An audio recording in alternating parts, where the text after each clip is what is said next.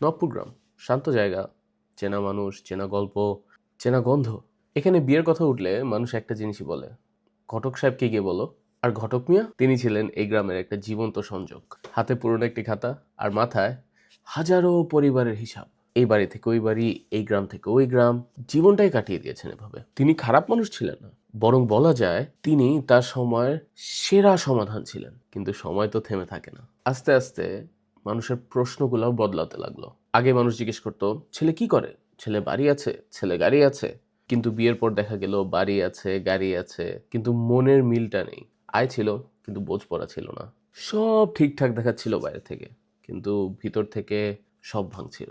কারণ একটাই, সবাই দেখে মুখ, কেউ দেখে না বুক। ঘটক মিয়া পরিবার চিনতেন, কিন্তু মানুষের মনের গভীর কথা, দুজনের মূল্যবোধ মিলবে কিনা, দীর্ঘমেয়াদে মানে লং টার্মে শান্তি আসবে কিনা, এইটা তার পক্ষে বলা সম্ভব ছিল না। কারণ এটা অভিজ্ঞতার কাজ না, এটা বিজ্ঞানের কাজ। শহরে একদিন একটা নাম শোনা গেল, ম্যারেজ চাইম। অনেকে ভাবলো আর এটা আরেকটা ঘটক অফিস আর কি। যারা একটু কাছে গেলেন তারা অবাক হয়ে গেলেন। এখানে শুধু ঘটক নেই, এখানে আছে মানব বিজ্ঞানী, গবেষক, আচরণ বিশ্লেষক এবং সম্পর্ক বিশেষজ্ঞ, যারা বছরের পর বছর একটা জিনিস নিয়ে কাজ করছেন। দুটো মানুষ কি একসাথে আসলেই সুখী হতে পারে? এখানে প্রোফাইল যাচাই হয়, তথ্য যাচাই হয়, মিল খোঁজা হয় শুধু ছবি আর আয় দেখে না, মানুষটার চিন্তা ভাবনা, লাইফস্টাইল এবং সে পরিবারের সাথে কেমন সেটা দেখে, পারিবারিক মূল্যবোধ দেখে। বিয়েকে এখানে দেখো একটা গুরুত্বপূর্ণ মানবিক সমস্যা হিসেবে, যার সমাধান দরকার যত্ন দিয়ে, তাড়াহুড়া দিয়ে না। নবপুরের করিম সাহেব এটা প্রথমে মানতেই চাননি। এত কি লাগে, আমাদের সময় ঘটকে হয়েছে না। তার মেয়ে আস্তে করে বলল, আব্বা আপনার সময় মানুষ চিঠি লিখতো, এখন মানুষ ভিডিও কলে কথা বলে।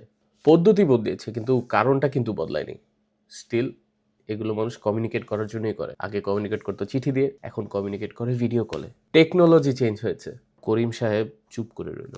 কয়েক মাস পর যখন মেয়ের জন্য আসলেই মানুষই পরিবার পাওয়া গেল, তখন উনি একটা কথাই বললেন, আমরা মানুষ খুঁজেছিলাম, তারা মানুষ, মিল এবং ভবিষ্যৎ সব মিলিয়ে খুঁজেছে। বাংলা একটা কথা আছে না, নতুন বাতাসে পাল তোলো নাহলে নৌকা এগোয় না।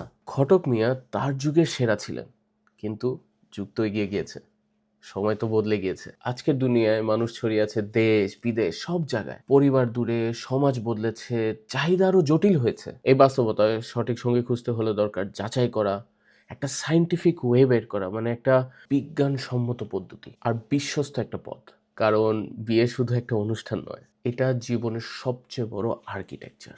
আর ভালো আর্কিটেকচারের জন্য শুধু ইচ্ছা থাকলে হয় না, সঠিক মানুষও দরকার হয়, যে আপনার পাশে হাঁটবে, যে আপনার সাথে পুরো জার্নিটি দিয়ে যাবে, এবং নিজেদের মধ্যে একটা ভালো মিল থাকা, বোঝপড়া থাকা, আন্ডারস্ট্যান্ডিং থাকা, এগুলো খুবই ইম্পর্টেন্ট।